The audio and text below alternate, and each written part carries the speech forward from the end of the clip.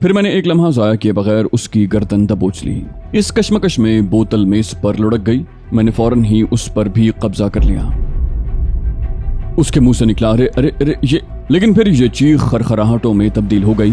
मेरे हाथों की गिरफ्त सख्त से सख्त होती जा रही थी और उसका पूरा बदन तशन्नुज का शिकार था। मुझे उसके खद्दोखाल कुछ जाने पहचाने से महसूस हुए और फिर चंद लम्हों के बाद मैंने उसे पहचान लिया। मुझे शदीद हैरत हुई। ये शख्स अगर मेरा अंदाजा गलत नहीं था तो गूनी मैकलॉरेंस के अलावा और कोई नहीं हो सकता था।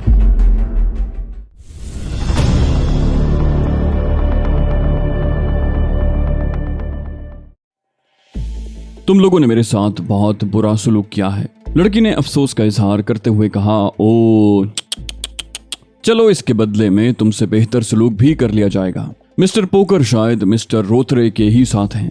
आज रात उनकी वापसी का इम्कान नहीं है, इसलिए क्यों ना तुम हमारे मेहमान रहकर उनका इंतजार कर लो और सुबह को उनसे मुलाकात करके ही जाओ। क्या ख्याल है? मैंने कहा, तुम मेरा मजाक उड़ा रहे हो। उसने बदस्तूर मुस्कुराते हुए कहा, कम से कम इस वक्त नहीं। मैंने कहा, दर हकीकत मैं मिस्टर पोकर से जरूर मिलना चाहता हूँ, अगर तुम चाहो तो। लड़की ने मेरी पूरी बात सुने बगैर फिर उसी मुलाजिम को आवाज दी, हेक्टर। वो अंदर आ गया। वो बोली, हेक्टर, इन्हें सहारा देकर मेरे कमरे में पहुंचा दो, उसके बाद तुम्हारी छुट्टी। तवील कामत शख्स ने मेरी बगलों में दोनों हाथ डालकर मुझे खड़ा किया और फिर किसी कदर घसीटने के से अंदाज में मुझे लिए हुए दूसरे कमरे में पहुंच गया और फिर एक नरम गद्दे वाली मसहरी पर लेटा दिया। सोलिता भी उसके साथ साथ थी। उसने कहा, शुक्रिया हेक्टर, बस अब जाओ।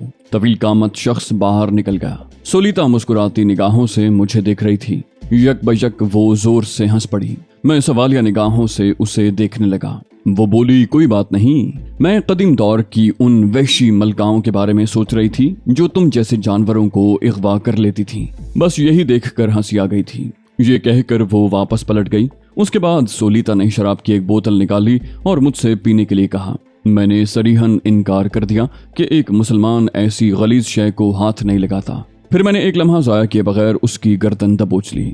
इस कश्मकश में बोतल मेज पर लुढ़क गई। मैंने फौरन ही उस पर भी कब्जा कर लिया। मैंने कहा, अब मैं ये बोतल तुम्हारे दांत तोड़ने और सर फाड़ने के लिए बआसानी इस्तेमाल कर सकता हूँ, या मेरे इस अंगूठे का दबाव तुम्हें हमेशा के लिए इस जहान रंगोबू से आज़ाद कर सकता है। बताओ, दोनों में से कौन सी बात पसंद करोगी? क्या मैं तुम्हारा चेहरा बिगाड़ कर तुम्हें इस काबिल कर दूं कि लोग तुम्हारी तरफ देखते हुए खौफजदा हों, या फिर तुम्हें जिंदगी के इस जहन्नम से निजात दिला दूं? तुम इन दोनों में से कौन सी बात पसंद करोगी सोलिता डार्लिंग? मैंने प्यार भरे लहजे में पूछा और उसकी आंखों में खौफ के आसार उभर आए। मैंने अंगूठे का दबाव किसी कदर कम कर दिया। उसने मेरे बदन के बोझ को अच्छी तरह महसूस कर लिया था और ये भी अंदाजा लगा लिया था कि वो मेरी गिरफ्त से नहीं निकल सकेगी। चीखने की कोशिश भी बेकार होती। उसने हेक्टर को छुट्टी दे दी थी। गोया मेरी तरफ से मुतमईन होकर उसने जबरदस्त हिमाकत की थी।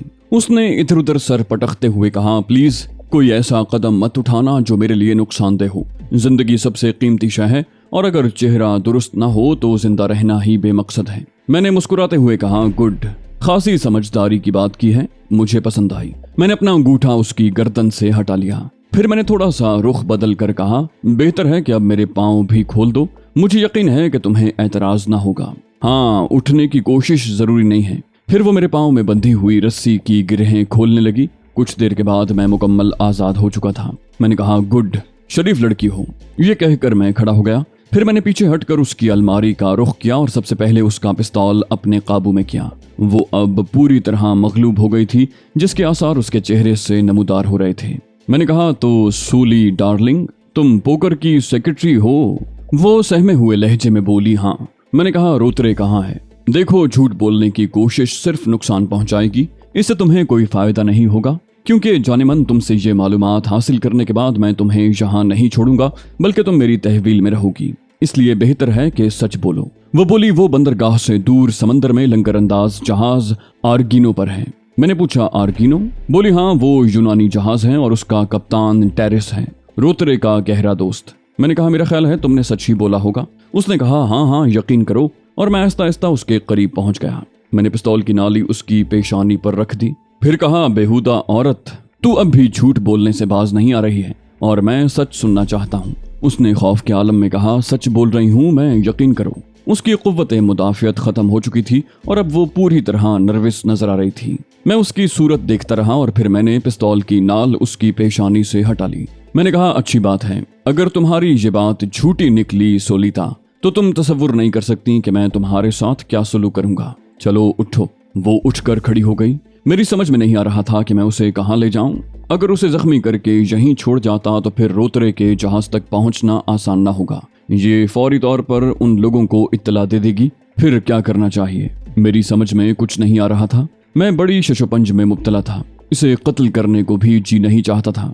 बिला वजह एक इंसानी खून बहाने से क्या फायदा, जबकि उससे कोई बड़ा मकसद भी हासिल नहीं हो सकता था। मैं जो कुछ करने जा रहा था उसमें मेरे किसी खास जज्बे का दखल नहीं था। बस यूं कहा जा सकता है कि हालात से जंग कर रहा था और हालात मुझे असल रास्ते से हटाकर इस समत ले आए थे। सो मैं इस खोई हुई समत में अपने लिए सही रास्ता तलाश कर रहा था। दिल ने यही कहा कि सही रास्ते की तलाश में अगर कुछ ऐसे इक़दामात भी किए जाएं जो ज़मीर के लिए बोझ हों तो कोई हर्ज नहीं है। उस लड़की ने मेरे चेहरे, गर्दन और मुंह पर ठोकरें मारी थीं। अचानक अपनी जिल्लत का एहसास करके मेरी ज़हनी रौ बहक गई। मैंने सिर्फ एक लम्हे के लिए सोचा और फिर फौरन ही उसके नज़दीक पहुंच गया। पिस्तौल मैंने जेब में रख लिया था। मेरा दायां हाथ उसकी गर्दन पर पड़ा और उसके हलक से हल्की सी चीख निकल गई। फिर उसकी गर्दन मेरे दोनों हाथों की गिरफ्त में थी। उसके मुंह से निकला, अरे अरे अरे ये, लेकिन फिर ये चीख खरखराहटों में तब्दील हो गई। मेरे हाथों की गिरफ्त सख्त से सख्त होती जा रही थी और उसका पूरा बदन तशन्नुज का शिकार था। फिर वो सर्द हो गई और मैंने उसे छोड़ दिया। वो कालीन पर गिर पड़ी और मैं उसके जिस्म में जिंदगी के आसार तलाश करने लगा, लेकिन वो मर चुकी थी। कुछ देर तक मैं उसे खामोशी से देखता रहा और फिर उसकी अलमारी तलाश करने लगा। सोलिता ने मेरी रकम भी निकाल ली थी, जबकि उस शहर में मुझे उसकी अशद जरूरत थी। मेरी जेब से निकाली हुई रकम तो मौजूद नहीं थी, लेकिन सोलिता की अलमारी से मुझे काफी रकम मिल गई। ये नोट मेरी जेब से निकाले हुए नोटों से कहीं ज्यादा थे। मैंने उन्हें संभाल कर रख लिया और बाहर जाने के लिए तैयार हो गया। उसी अकबी रास्ते से बाहर आने में मुझे कोई दिक्कत नहीं हुई और मैं सड़क पर पैदल चल पड़ा।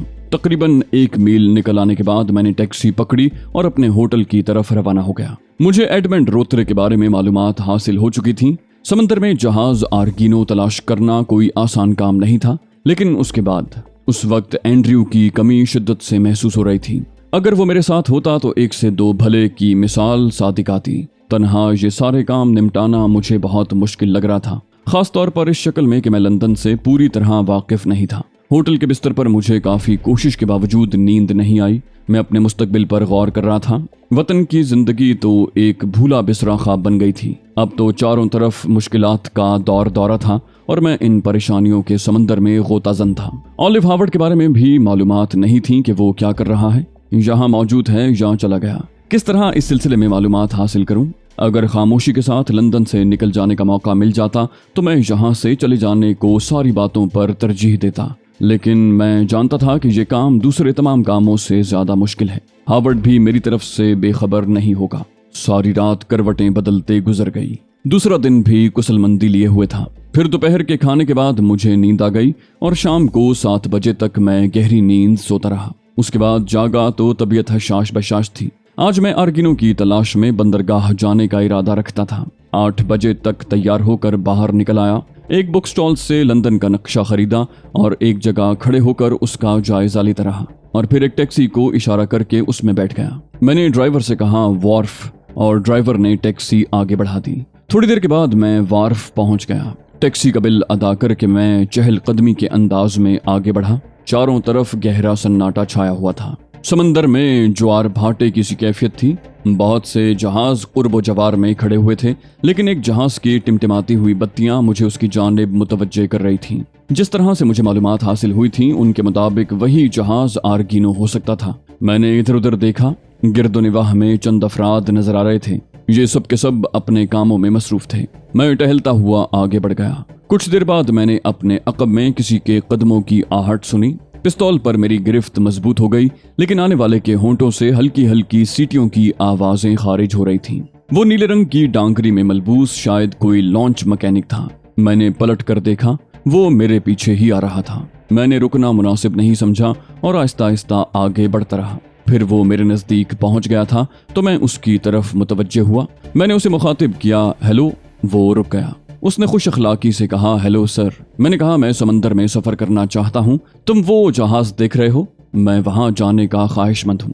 मेरे मुखातिब ने सवालिया अंदाज में पूछा, आर्गिनो? मेरे होंठों पर मुस्कुराहट फैल गई। मैंने जेब से $10 का नोट निकालकर उसकी तरफ बढ़ाते हुए कहा, हाँ मेरे दोस्त, क्या इस सिलसिले में तुम मेरी मदद कर सकते हो? वो बोला, ओहो, इस वक्त तुम्हें उस जहाज तक पहुंचाना खासा मुश्किल काम है। मैंने पूछा, तुम क्या करते हो? वो बोला, मैं प्रिंस हेनरी पर मैकेनिक हूँ। यूं करो कि तुम थोड़ी देर इंतजार कर लो, अभी कुछ देर के बाद मुझे प्रिंस हेनरी की लॉन्च लेने आएगी। मैं उस पर तुम्हें उस जहाज के करीब छोड़ दूंगा। क्या वहां तुम्हारे साथी तुम्हारे मुंतजिर होंगे? मैंने उसकी बात का कोई जवाब नहीं दिया, लेकिन उसके साथ ही मैंने $10 के कुछ और नोट निकालकर उसकी तरफ बढ़ा दिए। वो शख्स लालची था जिसका अंदाजा मुझे पहले ही हो गया था। ये तमाम नोट उसने जल्दी से मेरे हाथ से लपक लिए और पुरमुसरत अंदाज में बोला, मैं तुम्हारी हर किस्म की मदद के लिए तैयार हूँ, बस थोड़ी देर में लॉन्च आ जाएगी। मगर तुमने मेरे सवाल का जवाब नहीं दिया। मैंने सर्द लहजे में कहा, क्या जवाब दूं दोस्त, हालात ही ऐसे हैं। इस दौरान मैं उसके लिए एक कहानी तैयार कर चुका था। उसने पूछा, कोई खास बात है क्या? मैंने सर्द लहजे में कहा, औरत कायनात की सबसे बेअतबार हस्ती है। वो बोला, ओ, इसमें क्या शक है? मैंने कहा, मैं भी इसी का शिकार हूँ। वो बोला, आओ यहाँ बैठ जाओ, तुम बहुत अफसरदा मालूम होते हो। उसने कहा और एक पत्थर की तरफ इशारा किया। हम दोनों उस पत्थर पर जा बैठे। उसने जेब से सिगरेट का पैकेट निकाला और उसमें से एक सिगरेट मुझे ऑफर किया। वक्त गुजारी के लिए मैंने वो सिगरेट कबूल कर लिया। उसने मेरा सिगरेट जलाते हुए पूछा, क्या परेशानी लाहक है तुम्हें? मैंने कहा, बस मेरे दोस्त, क्या बताऊं, अपने घर को खुशहाली बख्शने के लिए दिन रात मेहनत करता हूं और इसी मेहनत से मैंने अपना एक छोटा सा घर तरतीब दे दिया है जिसमें मेरी बीवी भी है। मैं गैशी को बेपनाह चाहता हूँ। हमने लव मैरिज की थी। इसमें शक नहीं कि गैशी दौलतमंद वालिदैन की बेटी है। उसने मेरी मोहब्बत के लिए सब कुछ कुर्बान कर दिया था। उसने मुझे कहा था कि उसे दौलत की जरूरत नहीं है, वो सिर्फ मोहब्बत की प्यासी है। हालांकि मैंने उसे बहुत समझाया था, लेकिन अफसोस गैशी ने अपना कौल पूरा न किया। आखिर वो मसाइल से घबरा गई। तुम खुद बताओ कि मुझ जैसा गरीब आदमी उसे वो सहूलतें कहाँ से मुहैया कर सकता था जो उसे अपने घर में हासिल थी। मैंने उसे बता दिया था कि मेरे साथ वो मसाइब की जिंदगी गुजारेगी और उसने मुझसे उसका वादा किया था। न सिर्फ वादा किया था बल्कि मुझे उसके लिए मजबूर किया था कि मैं उससे शादी कर लूं। शादी के सिर्फ 2 साल तक वो ठीक रही। उसके बाद उसे ये एहसास होने लगा कि उसने गलती की है। वो अपने वालिदैन की तरफ नहीं लौट सकती थी, इसलिए उसने गैर जिम्मेदारी के मुजाहरे शुरू कर दिए। और आज जब मैं 3 दिन के बाद अचानक वापस आया तो गैशी घर पर मौजूद नहीं है। हमारी मुलाजिमा का कहना है कि वो उमूमन घर से गायब रहती है और अक्सर बंदरगाहों के होटलों में पाई जाती है। मेरे दोस्त, मुझे यकीन नहीं आता, लेकिन मुलाजिमा का कहना है कि वो इस वक्त भी आर्गिनो पर मौजूद है। मैकेनिक बोला, ओह, बड़ी अफसोस की बात है। गोया तुम अपनी बीवी की तलाश में वहां जाना चाहते हो। मैंने कहा, हाँ, लेकिन मैं उसे कुछ नहीं कहूंगा। मैं जानता हूं कि मेरे साथ रहकर उसे कुछ नहीं मिला, मगर कम से कम मैं उसके झूठ की पोल तो खोल ही दूंगा। मैं उससे कह दूंगा कि मेरे समझाने के बावजूद उसने मेरी बात न मानी और अब मुझसे बेवफाई पर उतर आई है। वो बोला, क्या फायदा उसे समझाने से, क्या हासिल होगा तुम्हें? मैंने कहा, कुछ नहीं, मेरी ख्वाहिश है कि वो फिर से अपनी दुनिया में लौट जाए। मैं उसे उसकी हैसियत से बर्दाश्त नहीं कर सकता। मैं उससे अलहदगी इख्तियार कर लूंगा। मैं उसे कहूंगा कि उसकी राह का पत्थर नहीं बनना चाहता।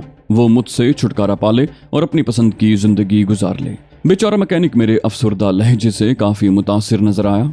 वो सिगरेट के कश लेता रहा और फिर गर्दन झटक कर बोला, औरत वाकई नाकाबिले एतबार हस्ती है, मगर इसके लिए खुद को किसी जंजाल में फंसा लेना दानिशमंदी नहीं। मैंने कहा, मैं इस जंजाल से निकलना चाहता हूँ। वो बोला, जरूर निकल जाओगे। उसे उसकी सही तस्वीर दिखाकर किनारा कशी इख्तियार कर लो, लेकिन इस सिलसिले में कोई जज्बाती हिमाकत न कर बैठना। मैंने पूछा, जज्बाती हिमाकत से क्या मुराद है तुम्हारी? वो बोला, उसे मारने पीटने की जरूरत नहीं है, बस उसे उसके हाल पर छोड़ दो। और इतना कहकर वो खामोश हो गया और फिर समंदर की तरफ देखकर बोला, वो लॉन्च आ रही है, मेरे साथ आओ। इशारा पाते ही मैं उसके साथ आगे बढ़ गया। मैकेनिक बेचारा मेरी कहानी से मुतासिर हो गया था। जब हम वहां पहुंचे तो लॉन्च पर 4 अफराद मौजूद थे, जिनमें 2 उसी तरह के लिबास पहने हुए थे जैसा मेरे दोस्त मैकेनिक ने पहन रखा था।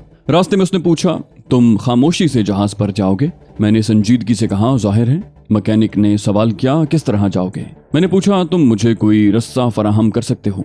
बोला, हाँ, रस्सा मिल जाएगा। मैंने कहा, फिर मुझे ऊपर पहुंचने में मुश्किल नहीं होगी। मैकेनिक ने गर्दन हिला दी। फिर वो मेरे पास से हट गया और शायद अपने दोस्तों को मेरी कहानी सुनाने लगा। लॉन्च सफर करती रही और तकरीबन 20 मिनट के बाद जहाज की रोशनियां करीब आ गईं। अर्शा दूर से वीरान नजर आ रहा था। अलबत्ता समंदर के सुकूत में मौसीकी की धुनें हल्का सा इंतशार पैदा कर रही थीं और ये मौसीकी भी जहाज ही से बुलंद हो रही थी। फिर लॉन्च जहाज के अकबी हिस्से में पहुंच गई। उसका इंजन बंद हो गया था। मैकेनिक ने मेरे लिए नेक ख्वाहिशात का इजहार किया और मुझे रस्सा फराहम कर दिया जिसके सिरे पर कमंद का सा आंकड़ा लगा हुआ था। मैंने रस्से को घुमाकर ऊपर फेंका और आंकड़ा जहाज के किसी हिस्से में फंस गया। उसके बाद मैं अपने दोस्त से हाथ मिलाकर रस्से के जरिए ऊपर चढ़ने लगा। थोड़ी देर के बाद मैं ऊपर पहुंच चुका था। वहां से मैंने आंकड़ा निकाल दिया और लॉन्च की वापसी का इंतजार करने लगा। फिर जब लॉन्च निगाहों से ओझल हो गई तो मैं गहरी सांस लेकर पलटा। जहाज के 3/4 हिस्से में कैबिनों की कतार चली गई थी। मौसीकी की आवाज काफी तेज थी। मैं एक तरफ चल पड़ा और डेक हाउस के अकब में पहुंच गया। जहां मुझे एक खुला दरवाजा नजर आया जिससे मैं अंदर दाखिल हो गया। एक छोटी और तंग राहदारी थी जहां रोशनी नहीं थी, लेकिन उसके इख्तिताम पर एक बंद दरवाजे से बर्तनों के खनकने की आवाजें सुनाई दे रही थी। गालिबन ये किचन था। मैं उसके करीब से गुजरकर दूसरी तरफ पहुंच गया। किचन की अकबी समत में भी अंधेरा था। मैं उस अंधेरे में आगे बढ़ा ही था कि मेरे बाएं शाने पर आफत नागहानी टूट गई।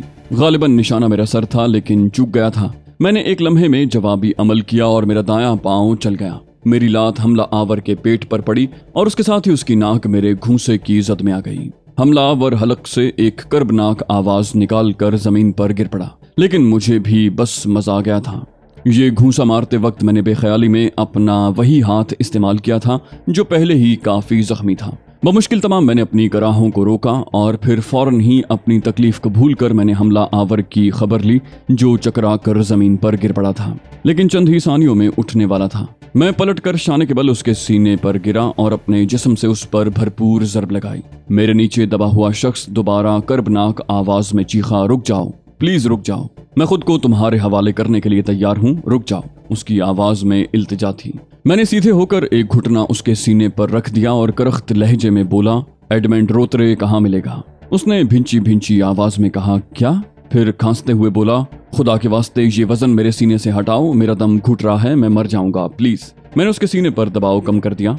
कहा, रोतरे कहाँ मिलेगा? वो बोला, मुझे नहीं मालूम, मैं खुद उसकी तलाश में यहाँ आया हूँ। मगर तुम कौन हो? क्या तुम्हारा ताल्लुक इस जहाज से नहीं है? उसने पूछा और मैं आंखें फाड़ फाड़ कर उसे देखने लगा। मुझे उसके खद्दोखाल कुछ जाने पहचाने से महसूस हुए और फिर चंद लम्हों के बाद मैंने उसे पहचान लिया। मुझे शदीद हैरत हुई। ये शख्स अगर मेरा अंदाजा गलत नहीं था तो गूनी मैक्लॉरेंस के अलावा और कोई नहीं हो सकता था। मैं फौरन ही उसके ऊपर से हट गया, लेकिन हटने से पहले मैंने उसके दोनों हाथ देख लिए थे।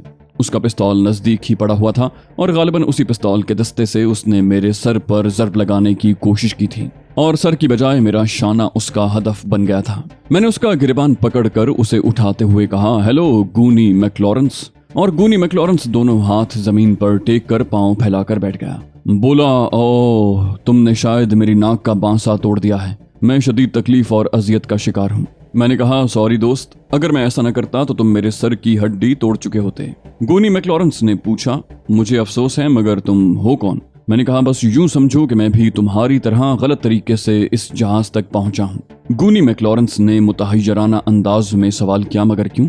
वो भी मेरी ही मानिंद आंखें फाड़ फाड़ कर मुझे घूर रहा था, लेकिन मुझे यकीन था कि अगर वो रोशनी में भी मुझे पहचानने की कोशिश करे तो मैं उसकी समझ में नहीं आऊंगा। मेरे होंठों पर मुस्कुराहट फैल गई। मैंने कहा, मैं जो कोई भी हूँ मगर तुम मुझे नहीं जानते, अलबत्ता मैं तुमसे बखूबी वाकिफ हूँ। बोला, जाहिर है, वरना तुम मेरा नाम लेकर मुझे क्यों पुकारते? फिर भी मेरे एक सवाल का जवाब दे दो, तुम किस मकसद के तहत जहाज पर आए हो? मैंने कहा, शायद हम दोनों का एक ही मकसद है। गूनी गहरी गहरी सांसें लेने लगा। बोला, मैं नहीं समझ सकता, तुम्हारी सूरत और खद्दोखाल मेरे लिए बिल्कुल अजनबी है। मैंने कहा, यकीनन तुम मुझे कभी नहीं पहचान सकोगे, यहाँ से उठो, मेरा ख्याल है ये जगह बिल्कुल मखदूश है। फिर हम दोनों उस जगह से उठकर जहाज के एक कोने में आ गए। यहाँ से थोड़े फासले पर एक कैबिन के सामने के हिस्से में एक बल्ब रोशन था जिसकी मध्यम रोशनी यहाँ तक पहुँच रही थी। मैंने रोशनी में गूनी मैक्लॉरेंस की शक्ल देखी। उसकी नाक से खून बहकर ठोड़ी और गर्दन तक आ गया था। मैंने अपना रुमाल निकालकर उसे देते हुए कहा, इससे अपनी नाक दबा लो, खून बंद हो जाएगा। वो बोला, मैं शदीद तकलीफ में हूँ, मेरा सर चकरा रहा है, अगर तुम इजाजत दो तो मैं विस्की के चंद घूंट ले लूं। मैंने कहा, विस्की? बोला, हाँ, मेरी जेब में मौजूद है। मैंने कहा, विस्की की जगह पिस्तौल तो नहीं निकल आएगी? मैंने उसकी पिस्तौल का रुख उसकी जानिब करते हुए कहा। बोला, मेरी जेब में दूसरा पिस्तौल मौजूद है, मगर ऐसा नहीं होगा, गूनी ने कहा, और मेरे बदन में सर्द लहरें दौड़ गईं। गूनी अगर खुद ही उसका इंकिशाफ न कर देता तो मैं मार खा सकता था। मैंने बरक रफ्तारी से झपट कर उसका पिस्तौल उसकी जेब से निकाल लिया। गूनी ने कोई एतराज न किया।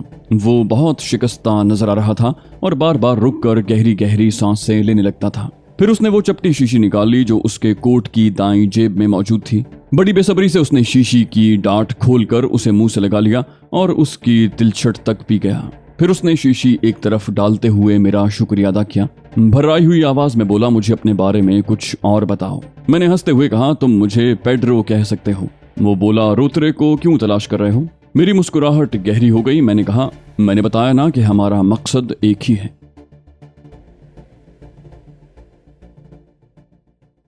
तो दोस्तों, ये थी हमारी आज की एपिसोड। उम्मीद करते हैं आपको हमारी कहानी पसंद आई होगी। जाने से पहले इस वीडियो को लाइक कीजिए और शेयर करना मत भूलिए। कमेंट करके हमें बताइए कि आपको हमारी वीडियो कैसी लगी। और अगर अभी तक आपने इस चैनल को सब्सक्राइब नहीं किया तो इसे सब्सक्राइब कीजिए और बेल आइकन दबाकर ऑल नोटिफिकेशंस ऑन कर लीजिए।